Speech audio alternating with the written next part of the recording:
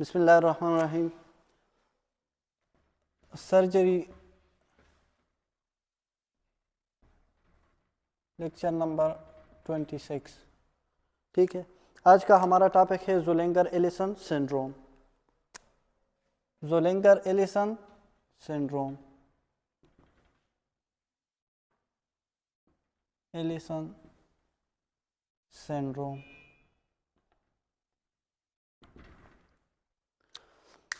ये G cell का tumour है, लेकिन गिस्ट्रिनोमा और ज़ोलेंगर-एलिसन सिंड्रोम सेम नहीं है। They are closely related but not they are same. तो इसमें लिख ले a G cell tumour, a G cell tumour which is characterized by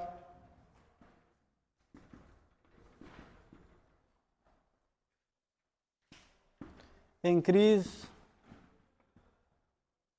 level of gastrin।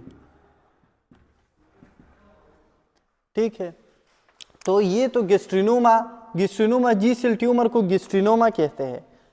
अगर इसमें और भी मसले हो तो उसको हम ज़ोलेंगर-एलिसन सिंड्रोम कहते हैं। तो इसमें एक ट्रायड पाया जाता है। क्लिनिकल पिक्चर में हमारे पास इसमें एक ट्रायड होता है। एक तो गैस्ट्रिक ट्यूमर, जी सेल की जो ट्यूमर है तो इसको गिस्ट्रिनोमा कहते हैं, गैस्ट्रिनोमा। और इसके साथ साथ हमने डिस्कस किया कि पैराइटल सेल पे हमारे पास कौन कौन सी रिसेप्टर है, M3 रिसेप्टर, H2 रिसेप्टर और इसके साथ CCK-B। तो H2 रिसेप्टर पे हिस्टामिन अटैच होते हैं, M3 पे एसिटाइलकोलिन और CCK-B पे गेस्ट्रिन। कोलिसिस्टोकाइनिन और गेस्ट्रिन एक दूसरे के होमोलोगस है, स्ट्रक्चर सेम है, तो इसलिए इस रिसेप्टर का नाम CCK-B है, कोलिसिस्टोकाइनिन B, और इस पे अटैच होते हैं हिस्टामिन। और ये मेन रिसेप्टर जो हमारे पास HCl की सिक्रीशन के लिए है तो वो H2 रिसेप्टर है। ये M3 हिस्टामिन की रिलीज की सिक्रीशन को ज़्यादा कर, ये इस तरह साइक्लिक MP इंक्रीज कर देते हैं और ये स्टिमुलेट कर देते हैं हिस्टामिन, और गेस्ट्रिन भी स्टिमुलेट कर देते हैं हिस्टामिन, और फिर इसकी वजह से साइक्लिक MP इंक्रीज हो जाती है। ये सेकेंडरी मैसेंजर है और फिर प्रोटॉन बाहर शिफ्ट होते हैं। अब देखो, अगर गेस्ट्रिन ज्यादा हो तो HCl ज्यादा बनेगी। जब गेस्ट्रिन ज्यादा हो, यहाँ पे हमारे पास प्रोटॉन पंप है जिसमें पोटाशियम अंदर जाते हैं और हाइड्रोजन बाहर stomach lumen of the stomach में आते हैं। अब ये H+ जब इधर आ जाए तो फिर Cl भी आते हैं और इससे HCl बनते हैं। अब देखो, जब गेस्ट्रिन ज्यादा है तो इसका मतलब है HCl ज्यादा बनेगी, तो HCl ज्यादा बनेगी तो इसकी वजह से HCl इंक्रीज, HCl ज्यादा HCl की वजह से पेप्टिक अल्सर हो सकती है। तो इसमें लिख ले may lead to peptic ulcer, lead to peptic ulcer. अच्छा, और इसमें होती है डायरिया। ठीक है, ये ट्रायड हमारे पास ज़ोलेंगर-एलिसन सिंड्रोम में होती है। अब देखो डायरिया क्यों होता है, तो इसकी पैथोफिजियोलॉजी को देखे, इसके पिक्चर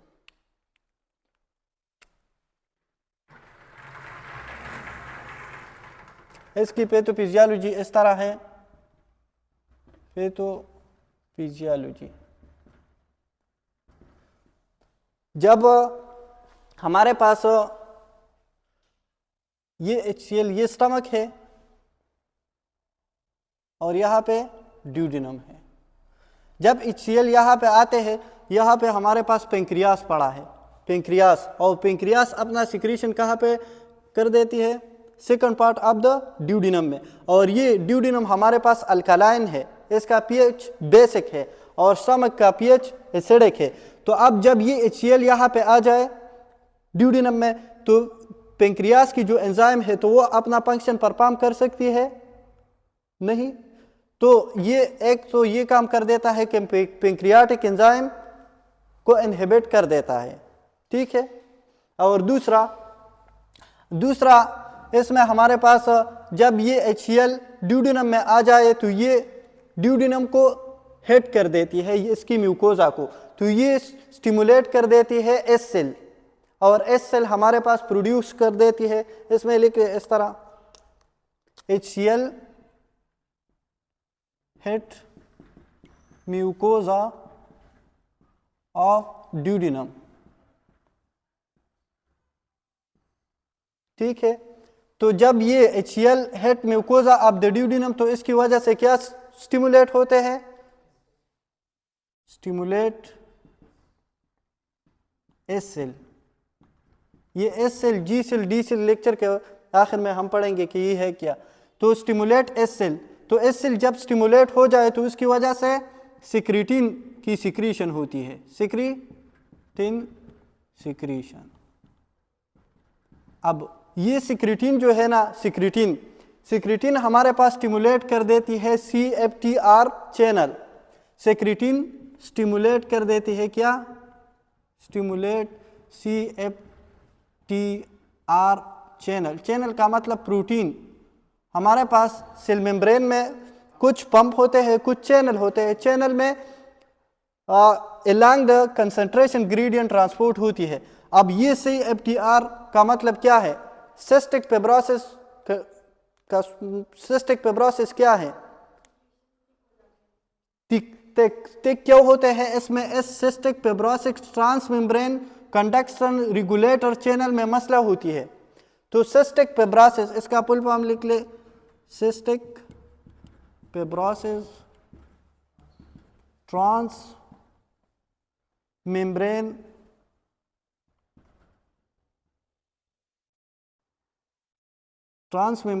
कंडक्टेंस रेगुलेटर, प्रोटीन लिख ले या चैनल लिख ले, दोनों सेम है, तो प्रोटीन और चैनल।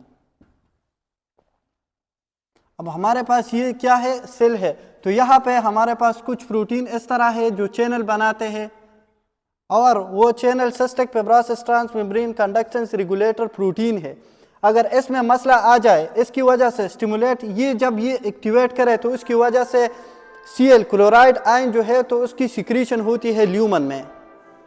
ठीक है, स्टिमुलेट या secrete chloride ion into lumen. ठीक, अच्छा, ल्यूमन, और फिर इसकी वजह से ये ल्यूमन ऑफ इंटेस्टाइन। अब ये हमारे पास इंटेस्टाइन है, ठीक है, ये इंटेस्टाइन है और ये इसकी ल्यूमन है, ये सेल है। ये अगर यहाँ पे जो चैनल है CFTR चैनल, और इसके थ्रू ये Cl यहाँ पे आ जाए तो Cl माइनस, इस पे निगेटिव चार्ज है। सेल के जो आउटर फ्लूइड है तो उसको हम कहते हैं एक्स्ट्रा सेलुलर फ्लूइड। तो एक्स्ट्रा सेलुलर फ्लूइड में हमारे पास पॉजिटिव चार्ज है ना, तो ये Cl इसको पुल करेगी और यहाँ पे ले आएगी सोडियम। और हमने पढ़ा था कि सोडियम जिधर भी जाता है तो वहाँ पे वाटर भी जाता है, तो ये फॉलो बाय वाटर। अच्छा, जब इंटेस्टाइन में ज्यादा वाटर आ जाए तो ये वाटर क्या करेगी, डायरिया, सिंपल है। तो secrete Cl ion into the lumen of intestine, Cl minus well full sodium पैरासेलुलरली। अब ये तो एक्स्ट्रा जो ट्रांसपोर्ट मेम्ब्रेन के अक्रॉस हो तो वो ट्रांस मेम्ब्रेन है, और ये सेल के बीच में है, यहाँ पे दूसरा सेल है, और इन दोनों के जो स्पेस है तो वो एक्स्ट्रा सेलुलर स्पेस है। तो अब ये एक्स्ट्रा सेलुलर स्पेस से ये सोडियम जाता है, तो सोडियम पैरासेलुलरली, पैरा का मतलब है बिसाइड, पुल सोडियम पैरा सेलुलरली, ठीक है, इनटू ल्यूमेन ऑफ इंटेस्टाइन। अच्छा, तो जब ये सोडियम जिधर भी जाता है तो वो फॉलोड बाय वाटर। अब ये और इसकी वजह से क्या होगी, डायरिया।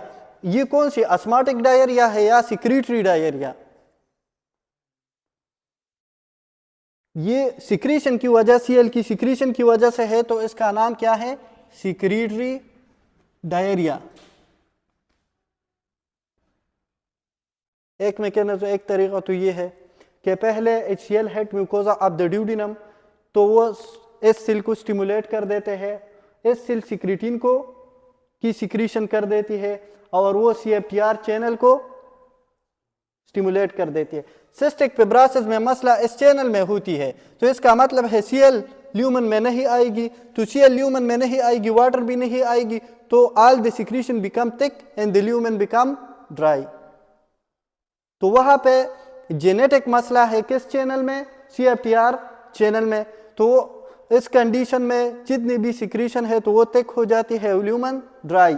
और यहाँ पे क्या मसला है, ये HCl जब म्यूकोजा को हिट करते हैं तो इसकी वजह से एसिल स्टिमुलेट हो जाते हैं, ये सिक्रीटिन की सिक्रीशन कर देती है, और ये सिक्रीटिन क्या करते हैं कि ये CFTR चैनल को स्टिमुलेट कर देते हैं। इसकी वजह से क्लोराइड की सिक्रीशन होती है ल्यूमन में, तो क्लोराइड अपने साथ सोडियम पुल कर देती है, और सोडियम जिधर जाता है तो वहाँ पे वाटर भी जाते हैं, तो इसकी वजह से सिक्रीटरी डायरिया होगी। और ये मेनली, इसमें लिख लें मेनली, ठीक। दूसरा देखो, जब यहाँ पे हमारे पास ये स्टमक है और स्टमक से जब HCl ड्यूडिनम आएगी ना, HCl, तो यहाँ पे पेंक्रियास की, पेंक्रियास में ट्रिप्सिन है, कीमोट्रिप्सिन है, लाइपेस है और एमाइलेस है। तो यहाँ पे जो इसकी एंजाइम है लाइपेज, तो वो लाइपेज एंजाइम यहाँ पे, इसके लिए तो बेसिक pH चाहिए और HCl इज एसिडिक, तो यहाँ पे ये these enzyme become non functional. तो यहाँ पे जो पेट है तो वो पेट स्टूल में जाएगी, स्टियाटूरिया, इसको कहते हैं स्टियाटूरिया। जब स्टूल में क्या हो पेट, तो वो स्टियाटूरिया है। यहाँ पे पेट ज्यादा है, पेट इंटेस्टाइन में ज्यादा है, तो ये पेट वाटर को पुल करेगी, वाटर पुल करेगी, तो इसका मतलब है ये अस्माटिक डायरिया है, ठीक है, समझ गए? अच्छा, अस्माटिक डायरिया इस तरह है,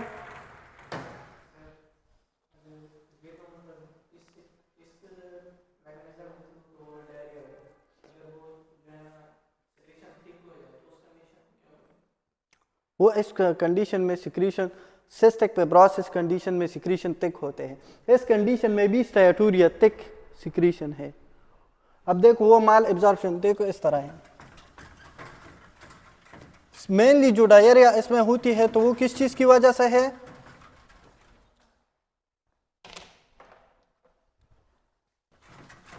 वो सिक्रीटरी डायरिया है, और दूसरा जो है वो अस्माटिक डायरिया है।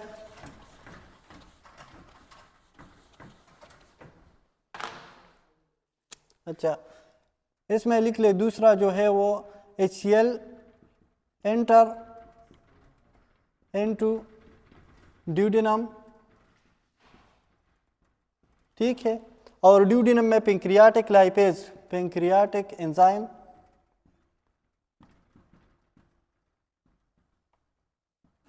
become non-functional at acidic pH.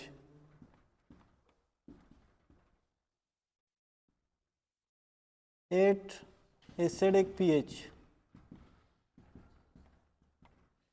तो फिर जो लिपिड की ब्रेक डाउन होगी, लिपिड की ब्रेक डाउन नहीं होगी, तो पेट माल एब्जॉर्प्शन,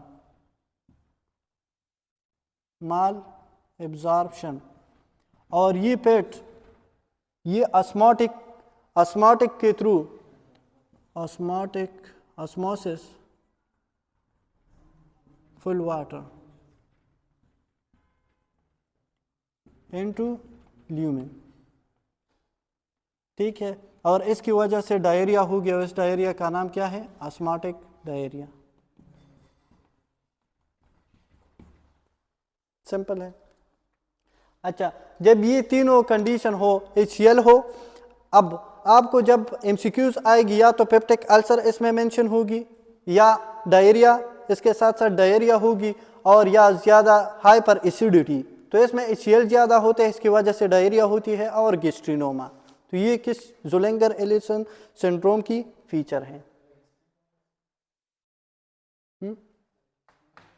अच्छा, जब HCl ड्यूडिनम में आ जाए तो ड्यूडिनम में पेंक्रियाटिक एंजाइम की सिक्रीशन होती है। Second part of the duodenum में पेंक्रियास की जो मेन डक्ट है तो उसका नाम मेन पेंक्रियाटिक डक्ट या डक्ट ऑफ वर्सिंग।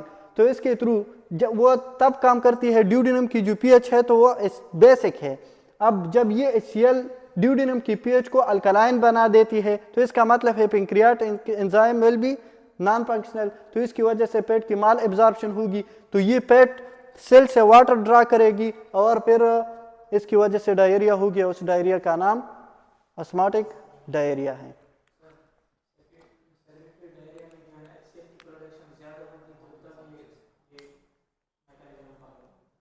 HCl यस, पहले तो दोनों तो HCl की वजह से है, ये भी और वो भी।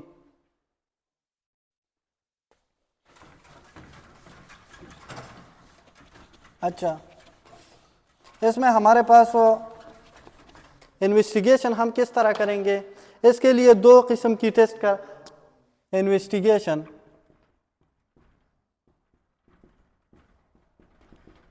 एक हम करते हैं सिक्रेटिन टेस्ट। सिक्रेटिन टेस्ट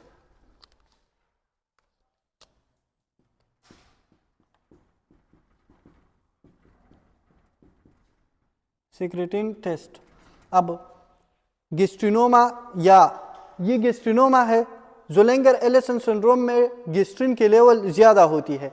जब हम सिक्रेटिन देते हैं पेशेंट को तो नॉर्मली सिक्रेटिन क्या कर देते हैं, गैस्ट्रिक प्रोडक्शन कम कर देती है, गैस्ट्रिन के लेवल को कम कर देती है। इस कंडीशन में ट्यूमर है तो इसका मतलब है कैंसर है, तो कैंसर में क्या होगी, हाई इंक्रीज लेवल, तो ये सिक्रेटिन इसकी enable to control the production of gastrin. तो इसमें लिख ले normally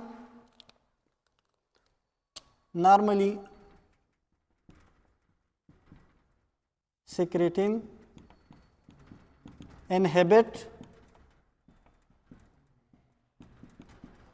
gastrin, but in gastrinoma secretin is not able to decrease gastrin level. Simple है। सिक्रेटिन टेस्ट हम इस तरह करेंगे कि सिक्रेटिन पेशेंट को देंगे, अगर सिक्रेटिन की वजह से गैस्ट्रिन के लेवल कम नहीं हुई तो इसका मतलब है कि ये गैस्ट्रिनोमा है। नॉर्मल कंडीशन में जब हम सिक्रेटिन देते हैं तो वो इनहिबिट कर देते हैं गैस्ट्रिन, ठीक है। दूसरा जो हम टेस्ट कर देते हैं इसके लिए तो वो fasting serum gastrin level. Fasting serum. अच्छा, फास्टिंग का मतलब है जब विदाउट मील, जब फूड स्टमक में एंटर होती है तो वह जी सेल को स्ट्रेच कर देते हैं, इसकी वजह से गैस्ट्रिन के लेवल ज़्यादा होती है। तो फास्टिंग सीरम गैस्ट्रिन लेवल अगर ये 1000 फेकोग्राम पर ml से ज़्यादा है तो इसका मतलब है कि ज़ोलैंगर एलिसन सिंड्रोम है, गैस्ट्रिनोमा है। नॉर्मल जो गैस्ट्रिन की लेवल हमारे पास होती है वो कितना है, नॉर्मल 100 से कम, 100 पिकोग्राम पर मिलीलीटर ऑफ ब्लड। अब देखो पिको की बराबर है 10 टू पावर -12 पिकोग्राम माइनस, अगर इतना गैस्ट्रिन के लेवल है तो वो नॉर्मल है, ये ज़्यादा है, 1000 से ज़्यादा हो तो वो गैस्ट्रिनोमा होगी। सिंपल है। अब तीसरा, गैस्ट्रिनोमा में HCl की लेवल ज़्यादा होती है तो हम अगर पीएच चेक करें तो वो एसिडिक होगी, pH of pH of stomach, तो वो क्या होगी? हाईली एसिडिक, वो 2 से कम होगी। ठीक है। अच्छा, और इसके लिए लास्ट में हम क्या करेंगे? CT scan. सीटी स्कैन से हम 3 डायमेंशनल ट्यूमर को डिटेक्ट कर सकते हैं कि ये गिस्ट्रिनोमा है या नहीं है। सीटी स्कैन, तो ये इसके इन्वेस्टिगेशन थे। अच्छा, इसकी ट्रीटमेंट फिर हम किस तरह करेंगे? इसकी ट्रीटमेंट इसके कैमरे में ट्रीटमेंट हम किस तरह करेंगे? हाँ, पीपीआई देंगे, PPI based drug of choice in all condition. दूसरा, ये एचसीएल कम करेगी पीपीआई, ये मतलब ये सिम्टोमेटिक ट्रीटमेंट है। और दूसरा हम क्या देंगे? What is universal inhibitor? Octreotide. तो वो जितने भी सिक्रीशन है, almost all peptide hormone are inhibited by octreotide या सोमेटोस्टैटिन। सोमेटोस्टैटिन नेचुरली बॉडी में प्रोड्यूस होता है, और जिस सिंथेटिकली हमने बनाया है वो ऑक्ट्रियोटाइड है। तो हम क्या देंगे? ऑक्ट्रियोटाइड देंगे कि गिस्ट्रिन की लेवल कम हो जाए। और तीसरा, फिर इसकी सर्जरी करेंगे। और सर्जरी जो इसका किया जाता है, तो वो क्या करेंगे? रिसेक्शन ऑफ गिस्ट्रिनोमा, एनोन्यूक्लिएशन,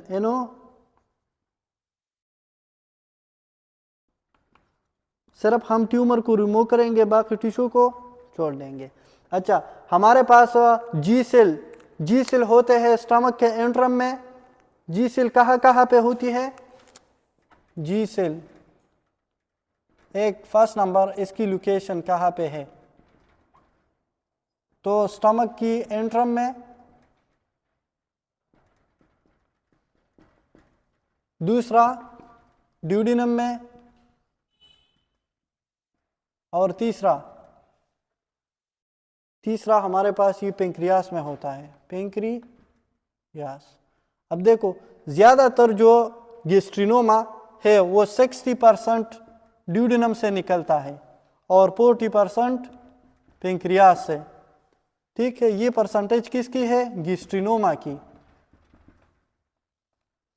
तो या हम गिस्ट्रिनोमा को रिमूव कर देंगे, और कभी कभार पार्शल पेंक्रियाटेक्टोमी, पेंक्रियास की कुछ पार्ट को रिमूव कर देते हैं, पार्शल पेंक्रियाटेक्टोमी। ठीक है, इसमें कोई क्वेश्चन है?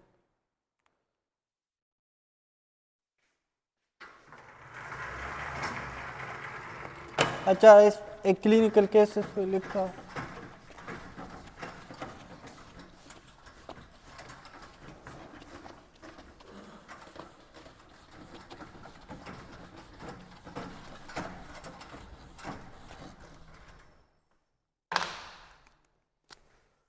Clinical case,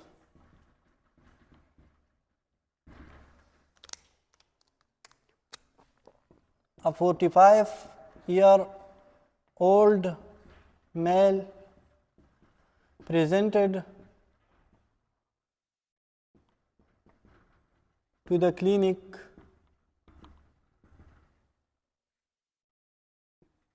with complaint of recurrent epigastric pain। अगर epigastric पेन हो तो मसला कहाँ पे होगी? फोरगट में। तो stomach is the part of foregut. epigastric pain and recurrent diarrhea for last 6 months। ठीक, अब ही रिपोर्ट्स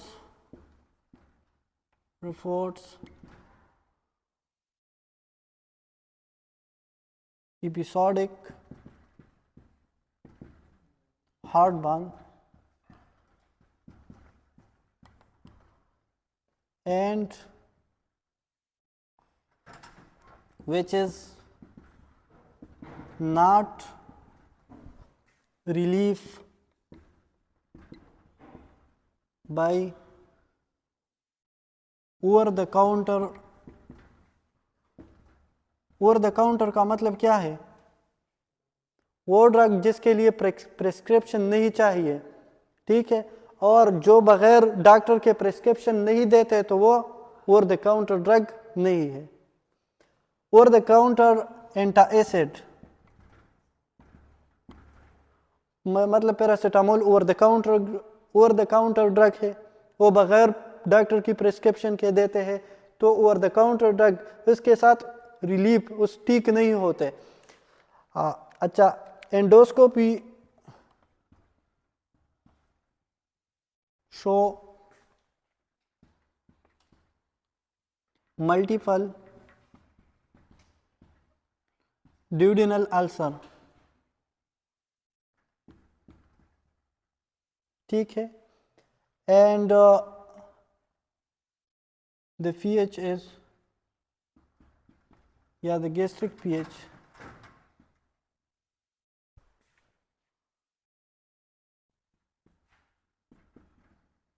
less than 2, diagnose। हाँ क्या है? अच्छा, इसमें कंप्लेंट रिकरेंट एपिगेस्ट्रिक पेन है तो इसका मतलब है मसला पोरगट में होगी। एक बात, रिकरेंट डायरिया है, ठीक। इसके साथ साथ अगर हम देखें हार्टबर्न है तो हार्टबर्न किस चीज़ की वजह से होती है? HCl की ज़्यादा, तो हाइपर एसिडिटी है। अब अगर ये HCl नॉर्मल कंडीशन में ज़्यादा हो तो उसके लिए हम एंटासिड देंगे। एंटासिड हमारे पास कौन सी है? Magnesium hydroxide, aluminium hydroxide, sodium bicarbonate और कैल्शियम कार्बोनेट। अगर ये हम देते हैं तो इसकी वजह से फिर HCl न्यूट्रलाइज होगी, कम होगी और वो हार्टबर्न ठीक होगी। अब ये इसके साथ ठीक नहीं होते। इसके साथ साथ एंडोस्कोपी मल्टीपल ड्यूडिनल अल्सर है, तो अल्सर किसने किया है? हाइपर एसिडिटी की वजह से हो गई है। अब तो इसका मतलब है ये क्या है? pH भी कम है, ज़ोलिंगर एलिसन सिंड्रोम है।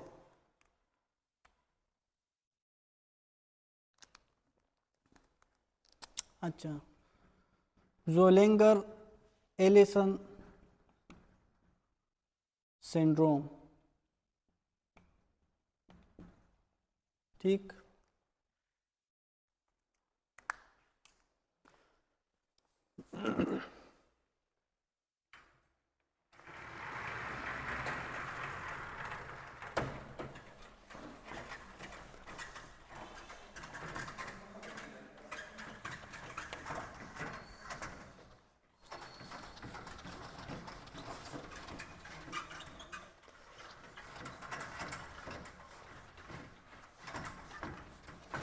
दूसरा क्लिनिकल केस लिख ले,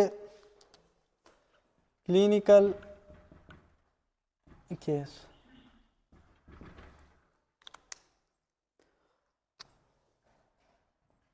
A patient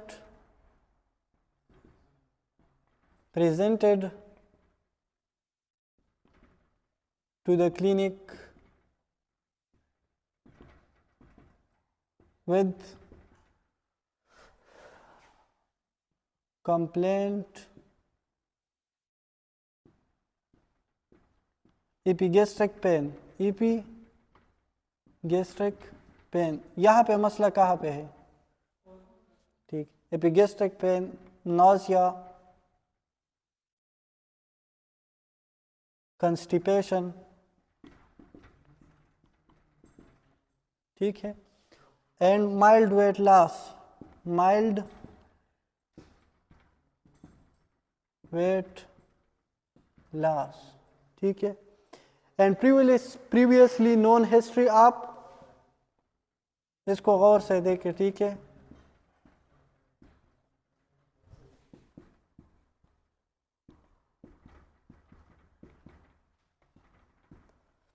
ट्राइकोटिलुमीनिया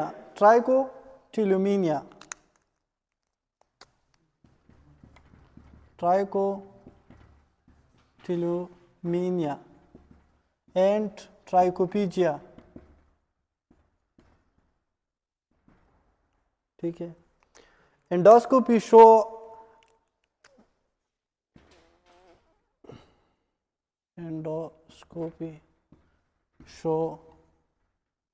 a ball-like structure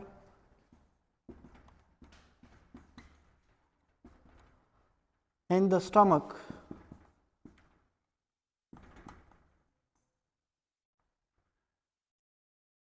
made up here, जो किस चीज से बनी है? हियर से। डायग्नोज, अच्छा, हमारे पास एक होता है ट्राइकोटिल्यूमिनिया, एक होता है ट्राइकोपीजिया, एक होता है क्लिप्टोमीनिया। तो पहले तो ये आपको ट्राइकोटिल्यूमिनिया जो है, ट्राइकोटिल्यूमिनिया, ये साइकाट्रिक कंडीशन है, साइकाट्रिक डिसऑर्डर है। ट्राइकोटिल्यूमिनिया में जो ये पेशेंट क्या करते हैं, ये अपने जो बाल है वो खींचते हैं, वो निकालते हैं, ठीक है। तो इसमें लिख ले pulling of one on hair, तो ये ट्राइकोटिल्यूमिनिया कहलाता है।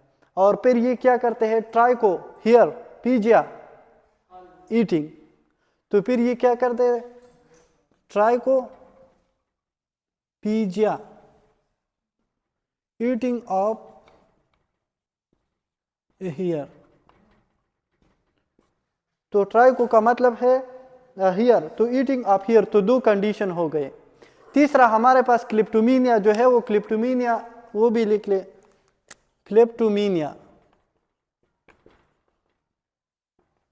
क्लिप्टोमीनिया में ये वो चीज चोरी कर देते हैं जो अननेसेसरी हो, मतलब दोनों शूज अगर हो तो फिर काम की है, तो ये एक शूज को चोरी कर देते हैं और दूसरा छोड़ देते हैं, तो ये क्या है, क्लिप्टोमीनिया। तो स्टील अननेसेसरी मटेरियल,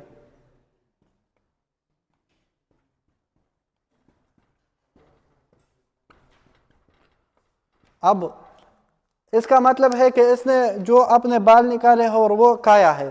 तो hair like structure in the stomach, अगर hair like structure in the stomach हो तो उसको हम कहेंगे ट्राइकोबेजोर, ट्राइकोबेजोर। तो ट्राइको का मतलब है हियर, ट्राइकोबेजोर। दूसरा, अगर undigested mass of undigested plant particle है तो फिर इसमें ये तो ट्राइकोबेजोर है। इसमें समझ आ गई एपिगेस्ट्रिक पेन किस चीज की वजह से है। अगर स्टमक में हमारे पास हियर है, उसकी बाल है, तो फिर पेन होगी, नासिया होगी, कंस्टिपेशन होगी, डाइजेशन ठीक नहीं होगी, माइल्ड वेट लॉस, अगर उसकी डाइजेशन नहीं होती तो उसकी वजह से वेट लॉस होगी। इसकी वजह, और प्रीवियसली उसको मसला क्या था, ट्राइकोटिल्यूमिनिया था और ट्राइकोपेजिया था, तो उसकी वजह से इस कंडीशन को क्या कहते हैं, ट्राइकोबेजोर। इसमें दूसरा लिख ले, mass of undigested plant particle, अगर स्टमक में या जीआईटी में अनडाइजेस्टेड प्लांट पार्टिकल हो तो उसको हम कहेंगे पाइटोबेजोर, ठीक। तो इन दोनों में ये डिफरेंस है। ट्राइकोबेजोर, ट्राइकोबेजोर और पाइटोबेजोर।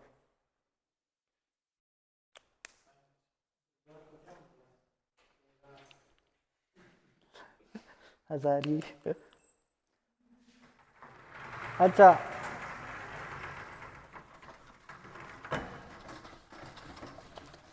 अब ये गेस्ट्रिन हार्मोन और ये पढ़ते हैं कि ये है क्या, ठीक है।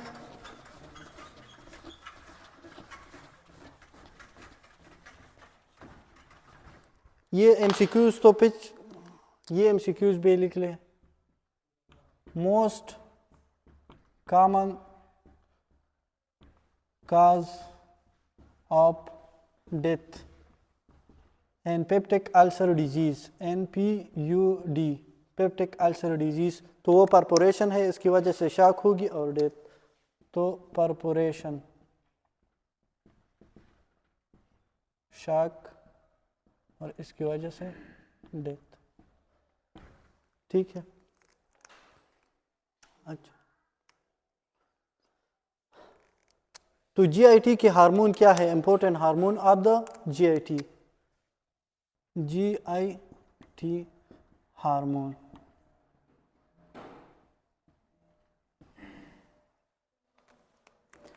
पहला जो हमारे पास है वो है कोलिसिस्टोकाइनिन। अगर ये हार्मोन आपको पता हो तो फिर जीआईटी आसान है। ठीक है, कोलिसिस्टोकाइनिन, कोलिसिस्टोकाइनिन,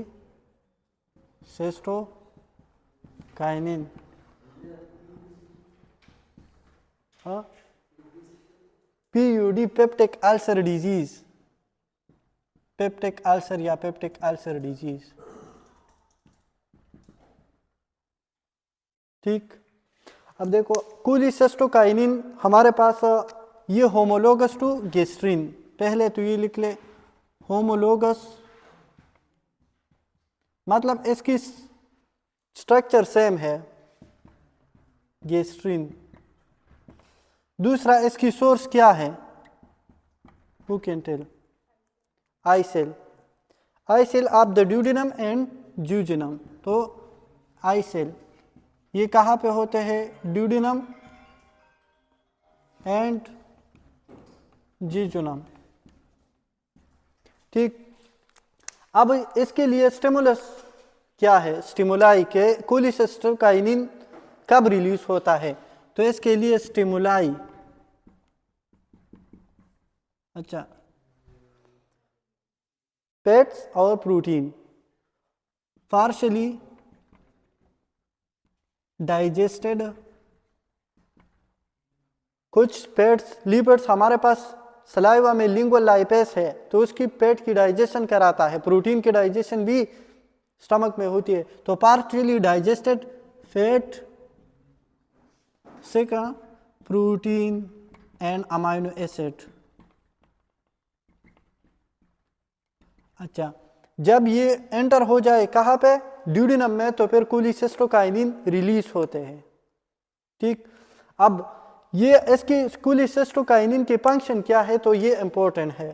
ठीक, फंक्शन या वहां पे लिखूंगा इसके पिक्चर।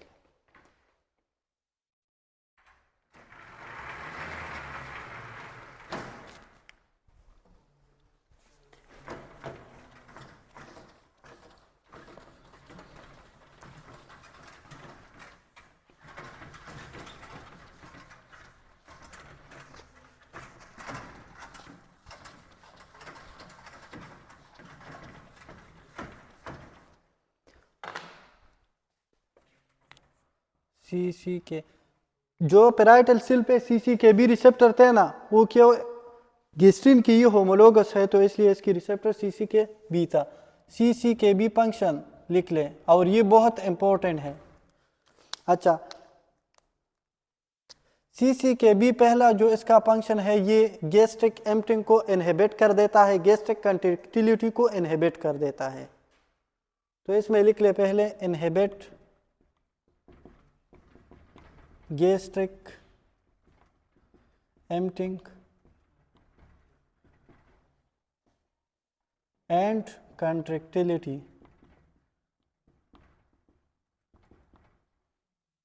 एक बात, दूसरा, stimulate intestinal motility.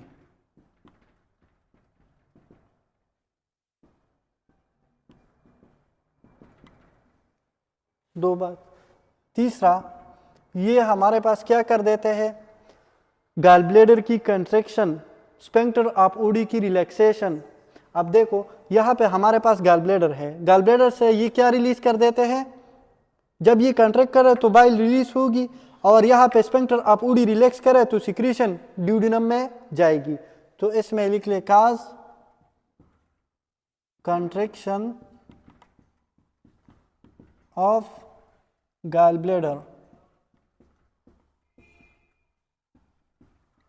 and relaxation of sphincter of Oddi. ठीक है, और लास्ट इसमें ये क्या कराता है, act on acinar cell of the pancreas, act on acini of pancreas. एक हमारे पास एसिनाई है पेंक्रियास में, दूसरा आइसलेट ऑफ लिंगरहैन है। तो आइलेट्स ऑफ लिंगरहैन हार्मोन रिलीज कर देते हैं, इंसुलिन, ग्लूकागॉन और सोमेटोस्टेटिन, और ये एसिनाई एंजाइम रिलीज कर देते हैं, एंजाइम की सिक्रीशन एसिनाई कर देते हैं। तो एक्टान, तो इसकी वजह से क्या होगी, increase secretion of pancreatic enzyme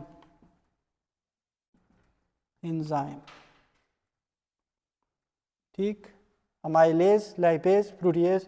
अच्छा, अब देखो ये हमारे पास लीवर है, यहाँ पे ड्यूडिनम है और ये गॉल ब्लैडर है। ठीक है, ये सिस्टिक डक्ट और लेफ्ट और दोनों मिलके कॉमन हेपेटिक डक्ट, और फिर सिस्टिक डक्ट से मिलकर क्या बनाता है, कॉमन बाइल डक्ट, और फिर ये second part of the duodenum, first part, second part, third part. तो सेकंड पार्ट में ये ओपन हो जाते हैं। यहाँ पे स्फिंक्टर ऑफ ऊडी है, स्फिंक्टर ऑफ ऊडी। तो पहले ये कोलिसिस्टोकाइनिन गॉल ब्लैडर की कंट्रैक्शन करता है और बाइल जाएगी कहाँ पे, ड्यूडिनम की तरफ, और ये स्फिंक्टर को रिलैक्स कर देते हैं। तो ड्यूडिनम में कोलिसिस्टोकाइनिन जाएगी। अब यहाँ पे ये स्फिंक्टर ऑफ ऊडी तो दोनों की पार्ट है, मतलब पेंक्रियाटिक डक्ट की भी और कॉमन बाइल डक्ट की भी। तो इसकी वजह से पहले तो ये पेंक्रियाटिक एंजाइम की सिक्रीशन को इंक्रीज कर देते हैं और फिर स्फिंक्टर ऑफ ऊडी रिलैक्स, तो पेंक्रियाटिक एंजाइम आएगी। ठीक है, डाइजेशन हमारे पास पेंक्रियाटिक एंजाइम कराता है, डाइजेशन हमारे पास क्या कराता है, pancreatic enzyme. Pets large pets है तो फिर उसकी बाइल की वजह से स्मॉल ड्रॉपलेट में वो कन्वर्ट होगी, और इसके बाद पेंक्रियाटिक एंजाइम उस पर काम करेगी, और इसके बाद last break down brush border में होगी। ठीक है,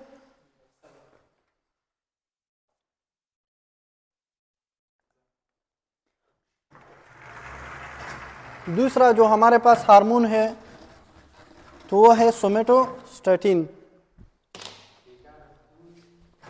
हाँ, मारे चाकू वाला ऑर्डर कर।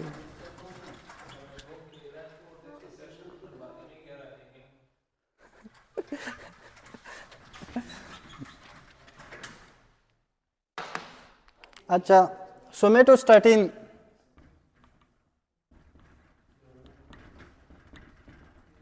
सोमेटोस्टेटिन के लिए लिख ले आप स्विच।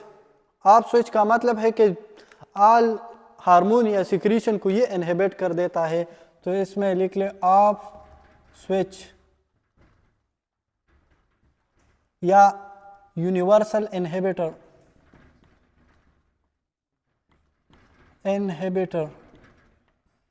ठीक है, इसकी सोर्स क्या है, ये कहाँ से सिक्रीट होते हैं, डी सेल से। सोर्स डी सेल कहाँ कहाँ पे होती है, डी सेल। अच्छा, इसकी हमारे पास लोकेशन एक, सोमेटोस्टेटिन हाइपोथैलेमस से इसकी सिक्रीशन होती है, हाइपोथैलेमस पीरीवेंट्रिकुलर न्यूक्लियस से, स्पेसिफिकली पीरीवेंट्रिकुलर न्यूक्लियस, एक बात। दूसरा, इसकी डी सेल कहाँ पे होती है, पेंक्रियास में, पेंक्रियास डेल्टा सेल या जीआई, गैस्ट्रोइंटेस्टाइनल ट्रैक्ट में हमारे पास कौन सी सेल है, GI, enteroendocrine cell, crypts of Lieberkuhn वो इंटेस्टाइनल ग्लैंड है, तो इसमें हमारे पास भी डी सेल होते हैं। अच्छा, तो जीआई ट्रैक्ट में लिख ले जीआई टी, और इसमें क्रिप्ट्स ऑफ लेबर,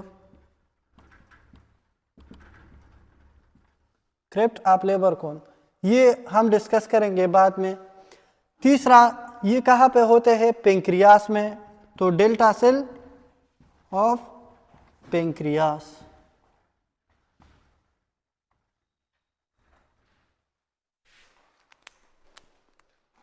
इसकी फंक्शन लिख ले, फंक्शन इसकी क्या है?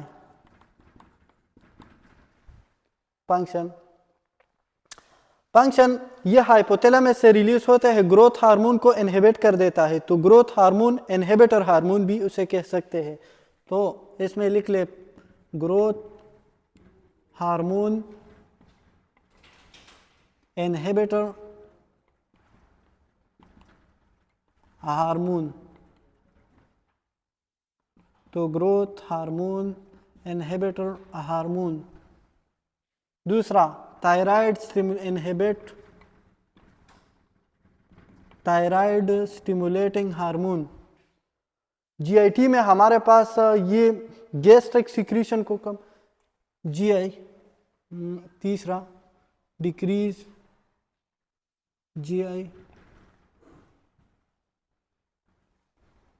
मतलब ये हमारे पास कम कर देती है क्या? गेस्ट्रिन,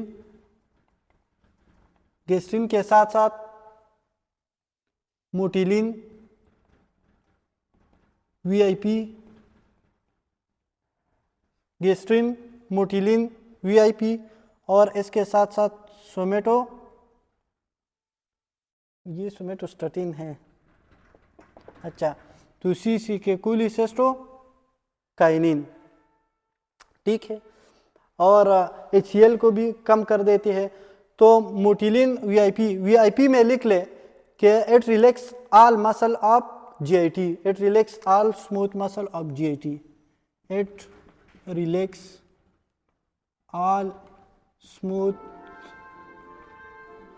मसल ऑफ जीआईटी।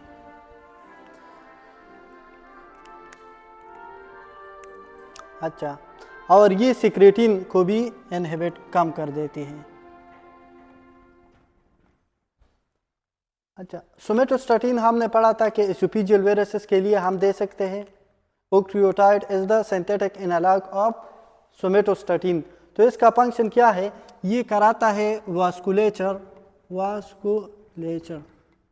मतलब ये स्प्लैंक्निक ब्लड फ्लो या जीआईटी को ब्लड फ्लो कम कर देती है, पोर्टल हाइपरटेंशन को कम कर देती है, तो it is best in oesophageal varices.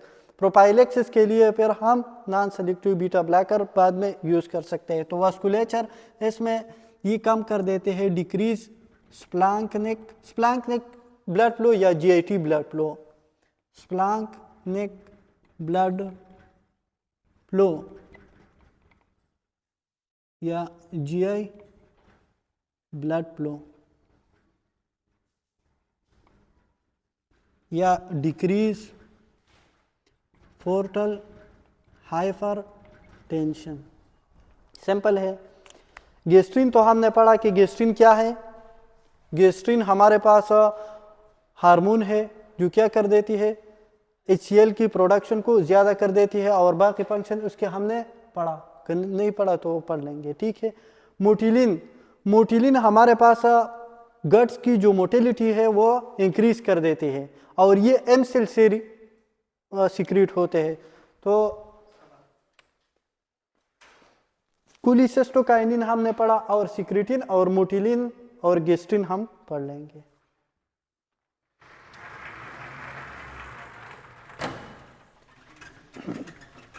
इससे पढ़ने से पहले फिर आपको पता हो कि ये गैस्ट्रिक इंटेस्टाइनल ग्लैंड क्या है, तो फिर हम मोटिलिन पढ़ लेंगे, ठीक है।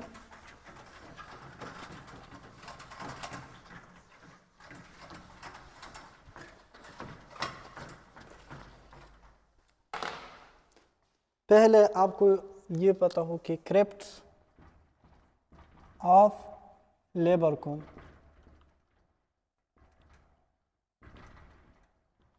ठीक है, ये क्या है? ये इंटेस्टिनल ग्लैंड है। ये क्या है? Intestinal gland.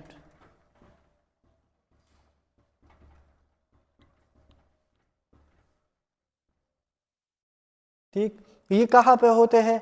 तो ये म्यूकोजा ऑफ द जीआईटी में होता है। स्मॉल लोकेशन इंटेस्टिनल ग्लैंड है, लोकेशन इसकी क्या है? Small intestine and large intestine.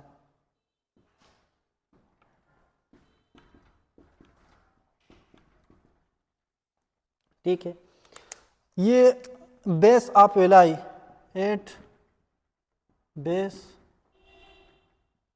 Of वेलाई।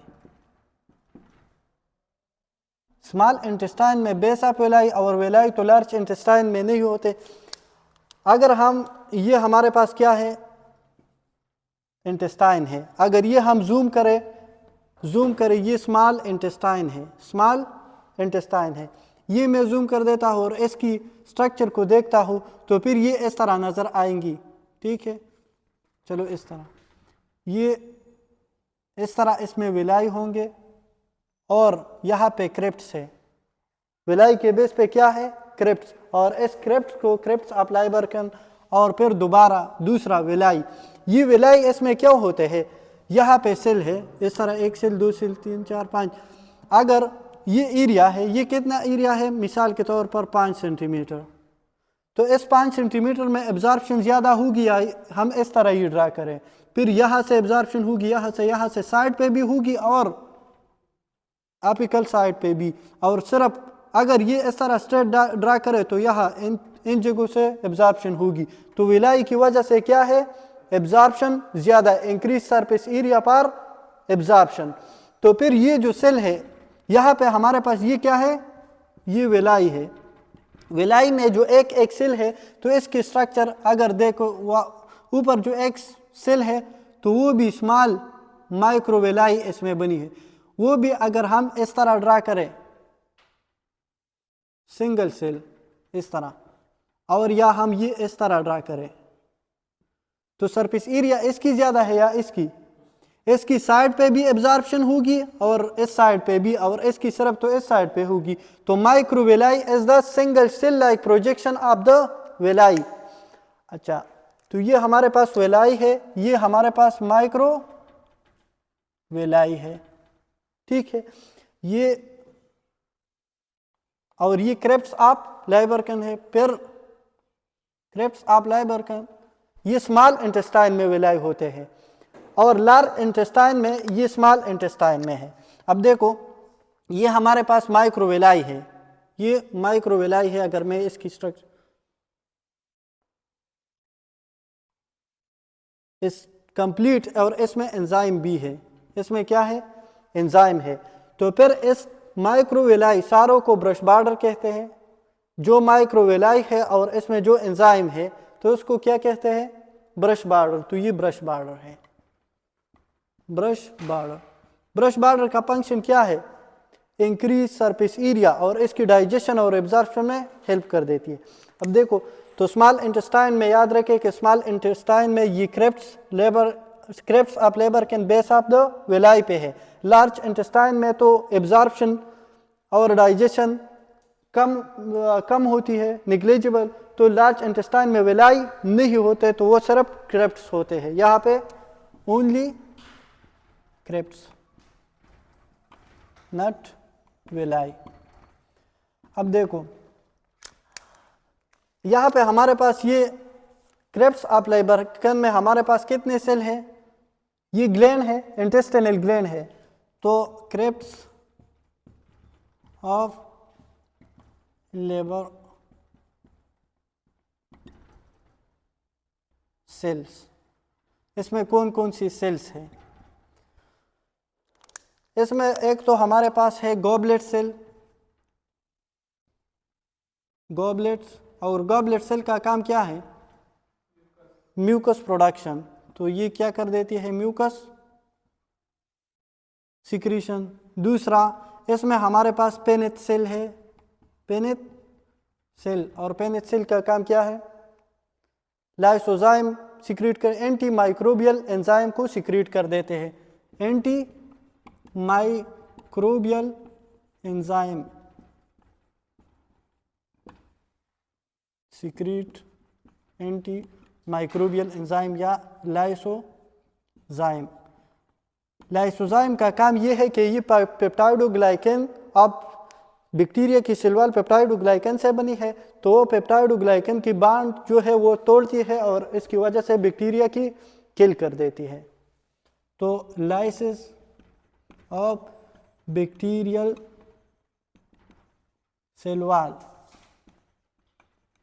Simple है। और इसमें हमारे पास स्टेम सेल है, स्टेम सेल। स्टेम सेल का काम क्या है? जीआईटी की जो एपिथेलियम है तो वो रिजनरेशन इसकी होती है, 2 to 7 डेज इसकी नॉर्मल एवरेज लाइफ है।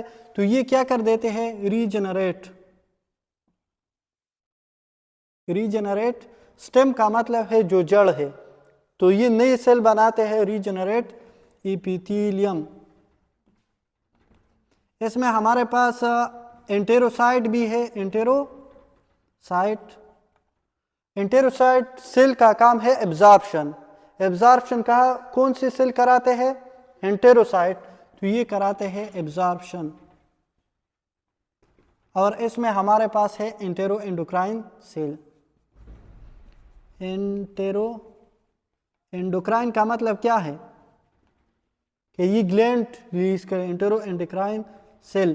तो एंटेरो एंडोक्राइन सेल जो है तो ये हमारे पास ये सिक्रीट कर देते हैं क्या? ये कंटेन है, इसमें जो सेल है तो वो एम सेल है, डी सेल है, और सोमेटोस्टैटिन ये मोटिलिन रिलीज कर देते हैं, जी सेल है और एस सेल। हाँ अच्छा, क्या?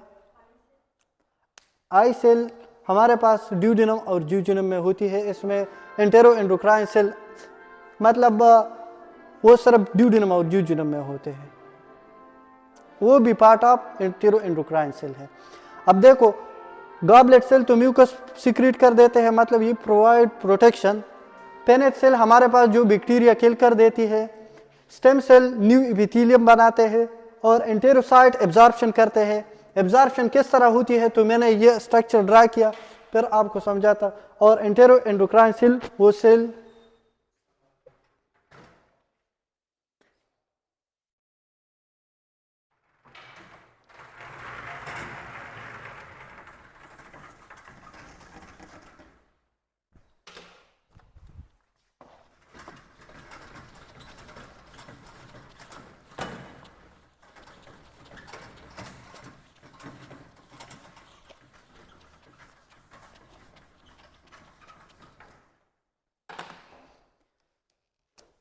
एंटेरोसाइट किस तरह एब्जॉर्प्शन कर देती है। तो ये हमारे पास क्या है? विलाई। यहाँ पे हमारे पास क्रिप्स ऑफ लेबरकिन है, यहाँ पे भी मुख्तलिफ टाइप की सेल है। अब यहाँ पे भी एंटेरोसाइट है, एंटेरोसाइट। तो एंटेरोसाइट है, इनके बीच में ये विलाई है, और यहाँ पे हमारे पास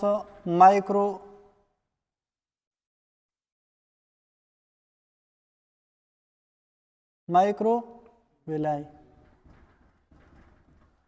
ये विलाई माइक्रोविलाई, और बीच में हमारे पास आर्टरीज है और वेन है और लिम्फेटिक वेसल है। लिम्फेटिक वेसल को ब्लैक से ड्रा करूंगा, ठीक है। जो लिम्फेटिक वेसल ये विलाई के अंदर है तो इसका नाम क्या है? लैक्टील, लैक्टील, ठीक है। अब पहले हमारे पास मिसाल के तौर पर प्रोटीन है, प्रोटीन है या लिपिड है, प्रोटीन है या कार्बोहाइड्रेट है। अच्छा, प्रोटीन और कार्बोहाइड्रेट की पहले इस पे पेंक्रियाटिक एंजाइम काम कर देती है। पेंक्रियाटिक एंजाइम और पेंक्रियाटिक एंजाइम ये स्मॉल डाईपेप्टाइड में कन्वर्ट कर देती है। किस चीज़ में? स्मॉल पेप्टाइड में, तो डाईपेप्टाइड लिख ले, डाईपेप्टाइड। और ये डाईसेकेराइड में, ये किस चीज़ में कन्वर्ट कर देते हैं? डाईसेकेराइड। सिंपल है। अब ये डाईपेप्टाइड और डाईसेकेराइड पर ये एंटर होते हैं, यहाँ पे हमारे पास क्या है? एंटेरोसाइट है। तो एंटेरोसाइट में इसकी क्या होती है? एब्जॉर्प्शन। एंटेरोसाइट इसकी क्या होती है? एब्जॉर्प्शन। ठीक। अब ये माइक्रोवेलाई है, तो इसमें हमारे पास एंजाइम है मुख्तलिफ किस्म की। इसमें कौन सी एंजाइम है? Sucrase, maltase, amylase, sucrase, maltase और इसमें डाईपेप्टाइडेज,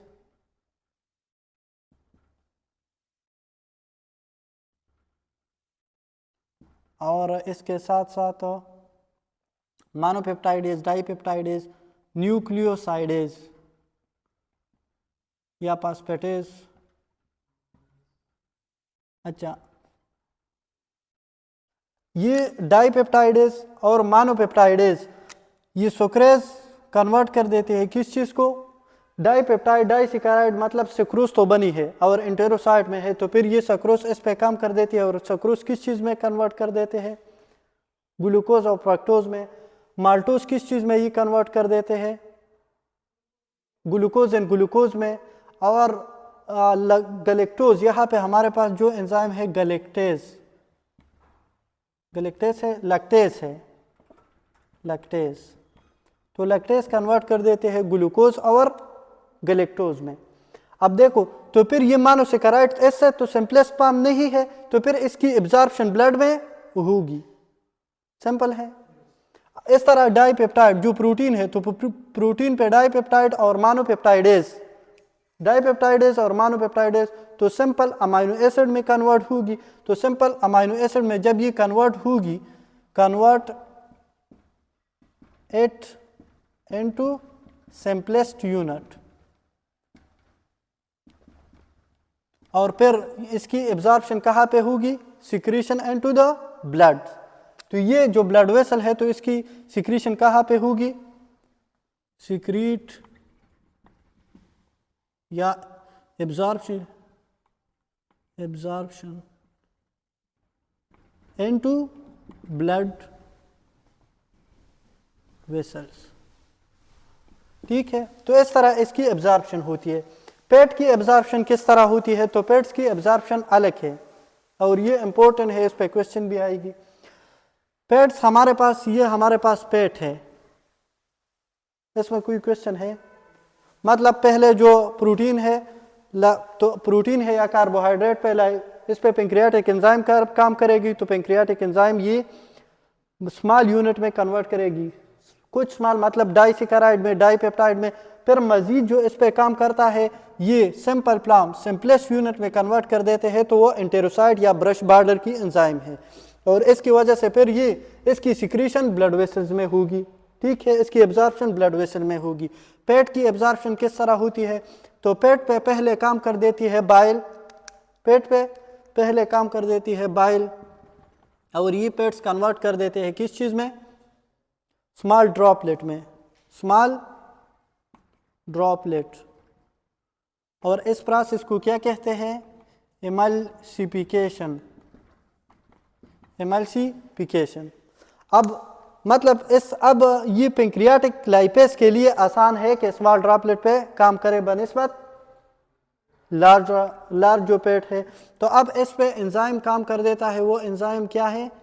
पेंक्रियाटिक लाइपेज। ये पेंक्रियाटिक स्मॉल ड्रॉपलेट कन्वर्ट कर देता है किस चीज़ में? फैटी एसिड में, मोनोग्लाइसराइड में, फैटी एसिड प्लस मोनोग्लाइसराइड में।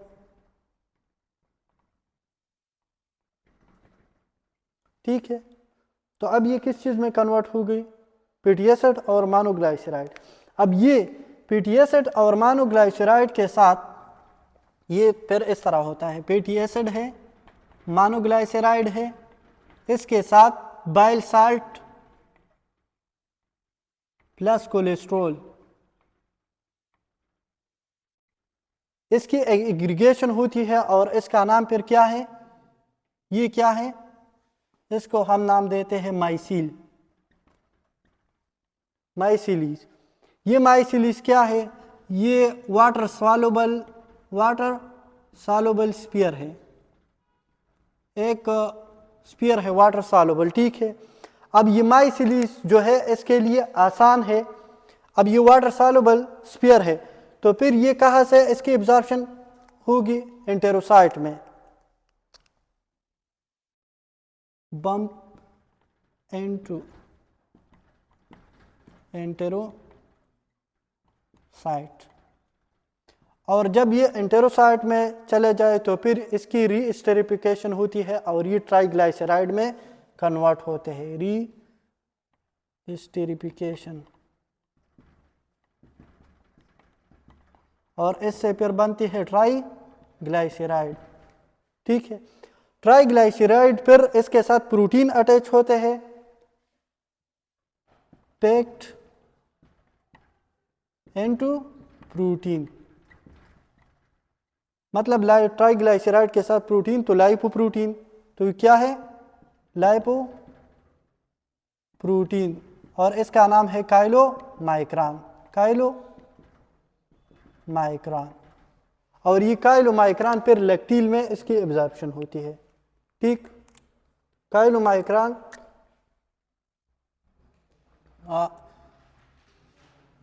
एब्जॉर्ब या बम्प इनटू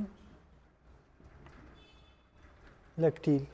अब ये हमारे पास लिम्फेटिक वेसल है, ये लैक्टील जो है इसमें लिख लिया, ये लिम्फेटिक वेसल है,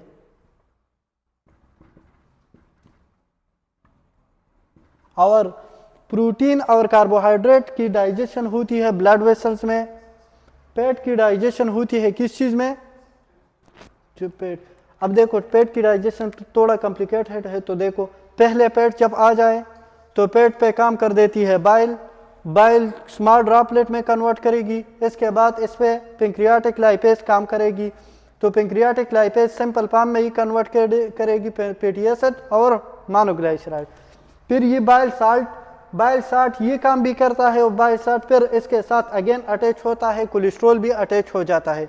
जब ये एक बाल लाइक स्ट्रक्चर बनाता है तो इसका वाटर सॉल्युबल स्पीयर बनाता है, ठीक है, इसका नाम मेसिली है। अब ये मेसिली जो है तो वो फिर एंटेरोसाइट में एंटर होते हैं और इसकी रीस्टेरिफिकेशन दोबारा इसकी मतलब इसके एस्टर बॉन्ड इसमें बनते हैं, तो ट्राइग्लाइसराइड मतलब फैटी एसिड के साथ मोनोग्लाइसराइड अटैच हो जाते हैं, तो ट्राइग्लाइसराइड और ट्राइग्लाइसराइड के साथ फिर प्रोटीन अटैच होते हैं, तो लाइपोप्रोटीन, और लाइपोप्रोटीन को काइलोमाइक्रान कहते हैं, और फिर वो लैक्टील में एब्जॉर्प्शन इसकी होती है। अब देखो इसमें मुख्तलिफ, ये तो एंटेरोसाइट था, एंटेरोसाइट में क्या होती है, एब्जॉर्प्शन। अब देखो इसकी एम सेल और एस सेल को,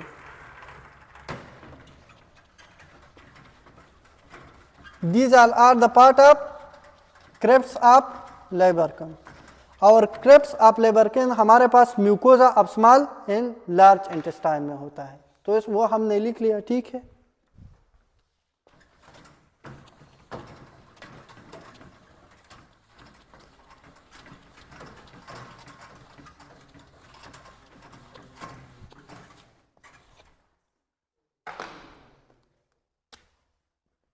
एम सेल और एम सेल पहले लिख लेते हैं। एम सेल सिक्रीट कर देते हैं क्या, एम सेल क्या बनाते हैं, मोटिलिन। मोटिलिन का काम है ये गट की मोटिलिटी को इंक्रीज कर देते हैं, लेकिन तब इंक्रीज कर देती है जब फास्टिंग हो, मतलब फूड ना हो। अच्छा, इंक्रीज मोटिलिटी ऑफ फास्टिंग गट। अब तो इसका मतलब है, मतलब ये स्टमक को भी साफ कर देती है और इंटेस्टाइन को। हाँ, to sweep stomach and intestine. Simple है। अच्छा,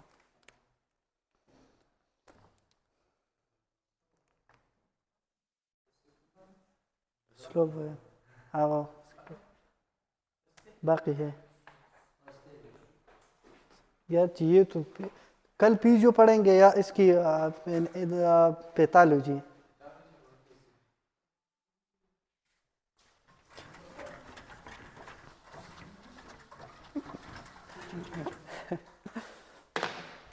थोड़ा कुर्बानी दे दे। अच्छा, दूसरा हमारे पास है डी सेल। डी सेल वो तो हमने पढ़ा। गेस्ट्रीन, जी सेल। अच्छा, जी सेल,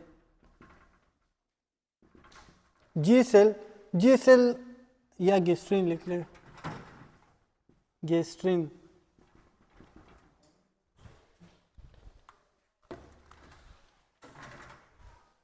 गेस्ट्रीन की सोर्स क्या है? सोर्स जी सेल। और जी सेल कहाँ कहाँ पे होती है? क्रेप्स ऑफ लेबरकिन में हमारे पास इसकी एक सोर्स एंट्रम ऑफ स्टमक, दूसरा ड्यूडिनम और पेंक्रियास। ठीक है। अच्छा, तो जी सेल गेस्ट्रिन का स्टिमुलाई लिख ले के ये, इसके लिए जो हमने सेल लिख ले क्रेप्स ऑफ लेबरकिन, अगर उसके लिए नमूने लिखते हैं तो जीपीएस और ईई लिख ले, जीपीएस ईई। जीपीएस का मतलब है गॉबलेट सेल, और पी पार पेनेट सेल, एस पार स्टेम सेल, ई पार एंटेरो एंडोक्राइन सेल और ई पार एंटेरोसाइट। इसके लिए जो स्टिमुलाइट है वो पीवीडी लिख ले, पीवीडी। अच्छा, तो पी पार प्रोटीन और amino acid, P for protein और अमाइनो एसिड। ठीक है। और V for vagal stimulation. Vagus nerve जब एक्टिव, ये हमारे पास वेगस नर्व है, तो वेगस नर्व जब एक्टिवेट हो जाए ये एसिटाइलकोलिन रिलीज कर देते हैं, तो वो M3 रिसेप्टर पे काम कर देती है, और इसके साथ साथ वेगन नर्व एक्टिवेट कर देते हैं जी सेल। तो ये वेगल स्टिमुलेशन, वेगल स्टिमुलेशन। अच्छा, और D for distension of the stomach, जब फूड स्टमक में आ जाए तो ये गेस्ट्रिन की सिक्रीशन कराता है, जी सेल को स्ट्रेच कर देते हैं, तो डिस्टेंशन ऑफ स्टमक,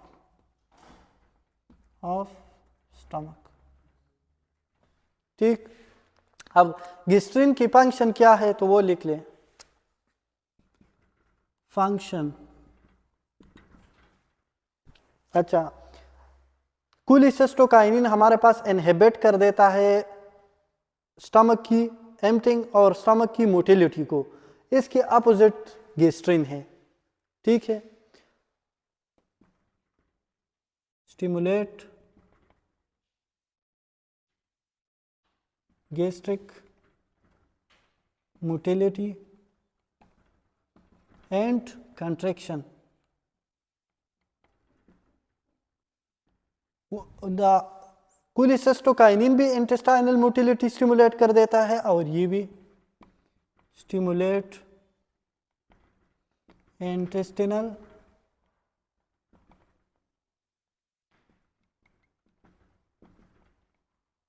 ठीक है। अब ये हमारे पास जो गेस्ट्रिन है, तो गेस्ट्रिन का एक काम है induce mass movement in colon. ये कोलॉन में जो फूट जाती है तो वो किस चीज़ की वजह से? गेस्ट्रिन की वजह से।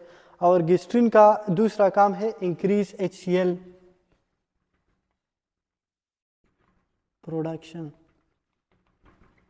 ये गैस्ट्रिन हिस्टामिन को स्टिमुलेट कर देते हैं, उसकी वजह से HCl की प्रोडक्शन ज़्यादा होती है। इसमें जो इम्पोर्टेंट पॉइंट है तो वो लिख ले, phenylalanine and tryptophan are potent for gastrin secretion.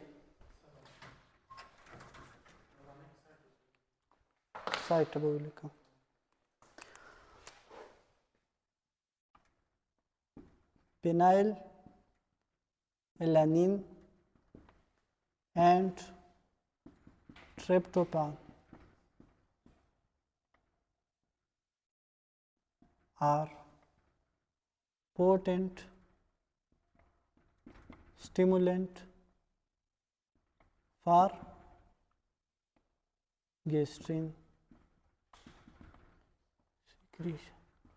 इसकी स्ट्रक्चर सिमिलरिटीज है तो इसकी वजह से गैस्ट्रिन आसानी से बनेगी। तो गैस्ट्रिन सिक्रीशन के लिए पेनाइल एलानिन और ट्रिप्टोफैन बेस्ट। अच्छा,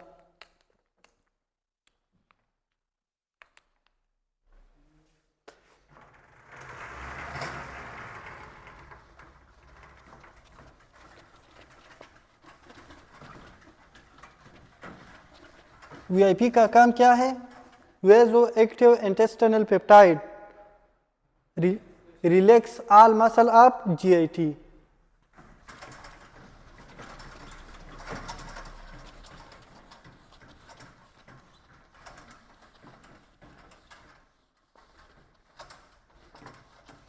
अच्छा, एस सेल कहाँ पे होते हैं? एस सेल सिक्रेटिन लिख ले।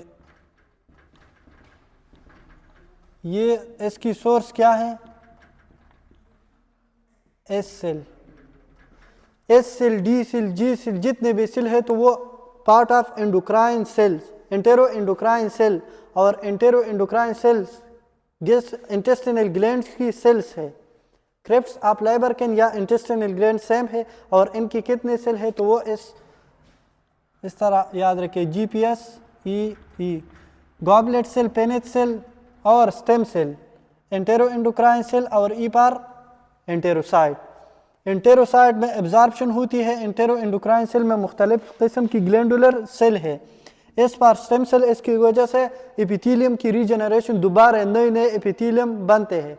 अब पी पार पेनेट सेल और ये बैक्टीरिया को किल कर देती है, ये लाइसोजाइम एंजाइम बना देती है और गॉबलेट सेल म्यूकस सिक्रीट कर देती है और उसकी वजह से प्रोटेक्शन प्रोवाइड होती है। अच्छा, ये हमारे पास कहाँ पे होती है? एस सेल, ये ज़्यादातर ड्यूडिनम में होता है। तो क्रेप्स ऑफ लेबर और ड्यूडिनम में, ठीक।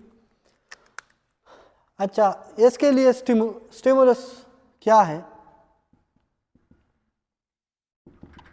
सिक्रेटिन टेस्ट ज़ुलेंगर एलिसन सिंड्रोम में हमने किया था और इसमें हमारे पास ज़ुलेंगर एलिसन सिंड्रोम में क्या होती है? HCl ज़्यादा होती है और पेट की माल एब्जॉर्प्शन। तो देखो, ये तब सिक्रीट होता है जब H+ का मतलब है एसिडिक हो, इज हाई इन ल्यूमेन, और इसके साथ साथ पेट माल एब्जॉर्प्शन इज हाई,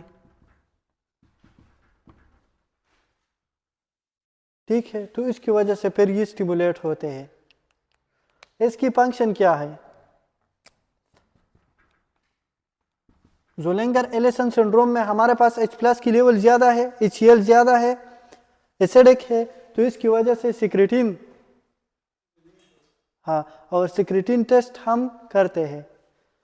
फंक्शन इसकी क्या है? तो एक ये तो इनहिबिट कर देता है GIT मोटिलिटी, GIT मोटिलिटी।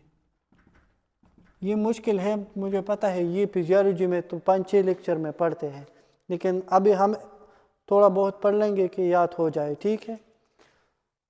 और दूसरा GIT, ये सिक्रीट कर देते हैं क्या? Bicarbonate, secrete bicarbonate into duodenum. ठीक है, और ये फिर एसिड को न्यूट्रलाइज कर देते हैं।